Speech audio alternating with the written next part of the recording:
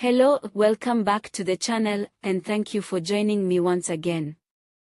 Today I'm bringing you a bold and unexpected conversation that's premiering on national airwaves. Julius Malema has called on the South African government to legalize prostitution.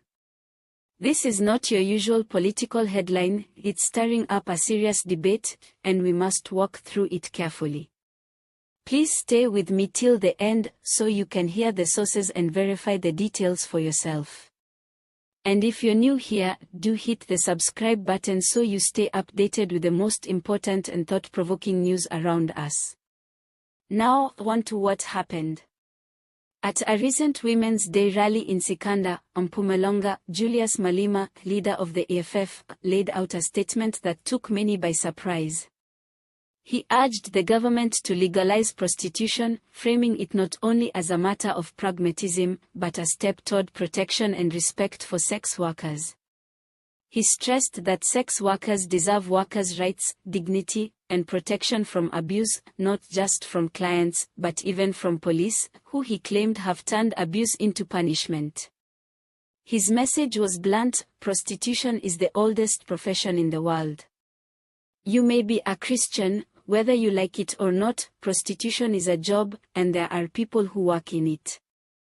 Respect those people. They too must have protection and workers' rights. That statement has set off a firestorm of reactions across South African social and political spectrums, from applause to condemnation, and everything in between. On one side, there are those who argue that legalizing sex work would ultimately safeguard vulnerable women, reduce violence, and allow access to health care and justice. Organizations like SWET, the Sex Workers Education and Advocacy Task Force, and the Asejiki Coalition have been pushing for decriminalization for years, arguing that criminalization only drives the trade underground, making sex workers targets of abuse while keeping them from protection, health care, or legal recourse. In fact, legal experts and human rights advocates point to strong evidence that criminalization raises risks. Research has shown that sex workers are more likely to face violence, police brutality, and unsafe working conditions. Without legal protection, many avoid reporting assaults or seeking medical attention due to fear of arrest or stigma. On the other hand, critics of legalization are equally passionate. They warn that removing criminal penalties doesn't solve issues of exploitation, gender inequality, or human trafficking.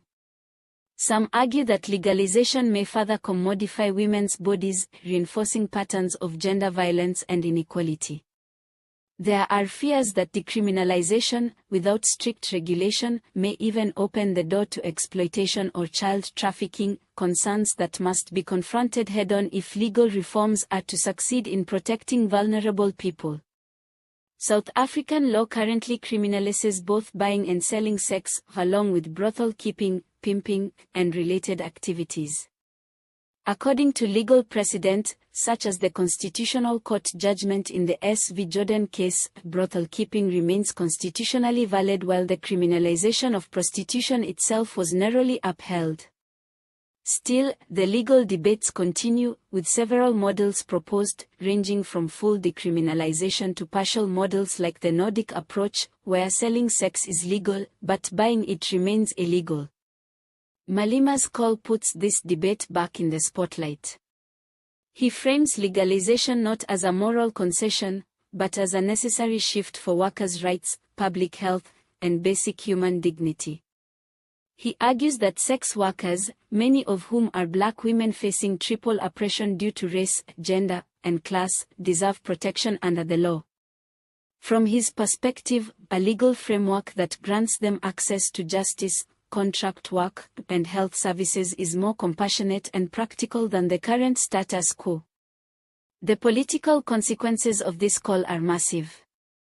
The EFF is known for its fiery rhetoric, but they've also repeatedly drawn attention to persistent inequalities in South Africa. Malema's statement opens up discussions around poverty, gender-based violence, and economic marginalization. The real question may be, can this spark meaningful reform, or will it disintegrate into moral panic? On social media, the responses have ranged from folks chiming in with crude jokes to vocal backlash from conservative groups. Yet, even in the humor, the deeper undercurrents are visible: anger over joblessness, frustration at systemic inequality, and concern for women who turn to sex work for survival.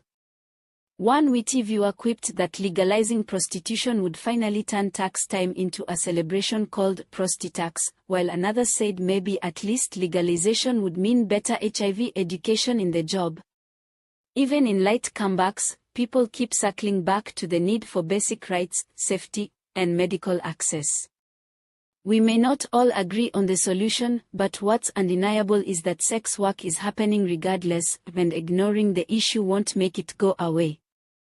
Reform may not be any party's favorite talking point, but it exposes big questions about how we value security, dignity, and equality in the toughest corners of our economy.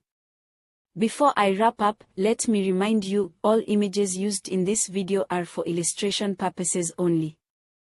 The sources for today's story include IOL's coverage of Malema's call for legalizing prostitution, Times Live reporting on the ongoing debate, then Wikipedia's informative entries on prostitution law and sex work advocacy groups in South Africa. Now I want to leave you with something to think about: legalizing prostitution. It's controversial, emotional, and many feel it's taboo, but could it be the thing that protects women instead of further punishing them? Let me know what you think.